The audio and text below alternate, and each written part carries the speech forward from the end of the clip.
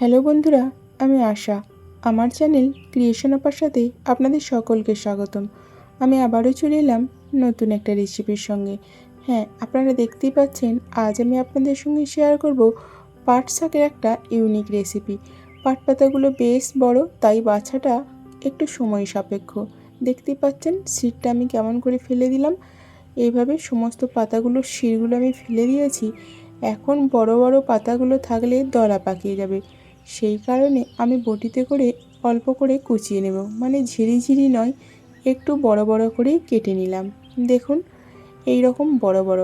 এমনিতেই পাট পাতা অনেক নরম, খুব সহজেই সিদ্ধ হয়ে যায়, তারপরেও যেহেতু দলা পাকিয়ে যাওয়ার সম্ভাবনা থাকে, তাই এই রকম করে কেটে নিলাম। সমস্ত পাট পাতাগুলো কেটে নেওয়া হয়ে গেছে। এখন আমি এই যে আলুগুলো আগে থেকে ছাড়িয়ে নিয়েছি, এগুলো এখন আমি কুচিয়ে নেব। যেহেতু শাকের সঙ্গে দেওয়া হবে, সেই কারণেই এই যে ঠিক ভাজার আলুর থেকে একটু মোটা মোটা করে কেটে নিলাম। অফ ক্যামেরায় এখন আমি আলু আর শাকগুলো খুব ভালোভাবে ধুয়ে নিয়েছি। এরপর উনানটা জ্বেলে নিচ্ছি। উনানটা জ্বলে উঠলে কড়াইটা বসিয়ে দেব।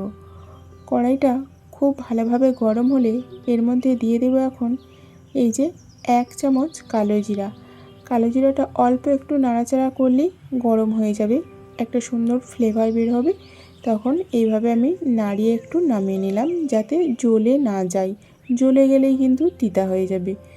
এরপর আমি কালো জিরাটা হালকা একটু ক্রাশ করে নেব। এরপর কড়াইতে দিয়ে দিলাম আবারও অল্প একটু সরিষার তেল। এরপরে দিলাম পেঁয়াজ কুচি, তারপরে দিলাম কয়েকটা চেরা কাঁচা লঙ্কা। এখন আমি আলুগুলো দিয়ে দিলাম। এরপর বেশ খানিকক্ষণ নাড়াচাড়া করে পেঁয়াজ, আলু, লঙ্কা বেশ কিছুটা সময় ধরে ভেজে নেব, যাতে সবগুলোই পারফেক্টলি ভাজা হয়ে যায়। দেখুন, ভাজাটা হয়ে গেছে। এরপর আমি দিয়ে দিচ্ছি লবণ, আলুর পরিমাণের তুলনায় একটু বেশি। এরপরে দিয়ে দিচ্ছি হলুদ গুঁড়ো, এটাও আলুর পরিমাণের তুলনায় অনেকটাই বেশি। এরপর যাতে গুঁড়ো মশলাটা জ্বলে না যায়, অল্প একটুখানি জল অ্যাড করে আমি কষিয়ে নেব। এখানে লবণ আর হলুদ একটু বেশি পরিমাণে ইউজ করা হয়েছে, কারণ এটার সঙ্গে জল তো অনেকটাই অ্যাড করতে হবে, সঙ্গে শাকগুলোও অ্যাড করা হবে। তাই যাতে লবণ আর হলুদটা অ্যাডজাস্ট হয়ে যায়, সেই কারণেই একটু বেশি বেশি আগে থেকেই দিয়ে দিলাম।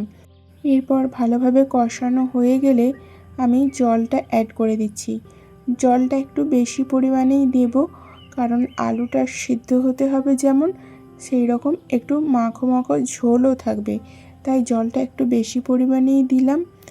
এরপর এখন আমি শাকগুলো অ্যাড করে দিচ্ছি। যেহেতু শাকের পরিমাণ অনেকটাই, আমি 2 বারে অ্যাড করব। দেখুন, অর্ধেকটা দেওয়ার পর এখন আমি চাপা দিয়ে দিচ্ছি। মাঝে শাকের পরিমাণ কমে গেলে বাকি শাকগুলো দিয়ে দিয়েছিলাম। তো সমস্ত শাক দেওয়ার পর দেখুন ঝোলটা ফুটে উঠেছে।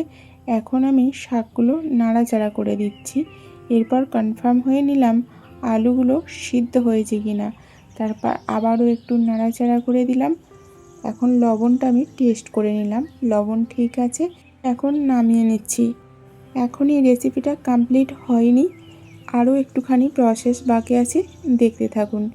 এরপর কড়াইটা ধুয়ে আবারও বসিয়ে দিলাম।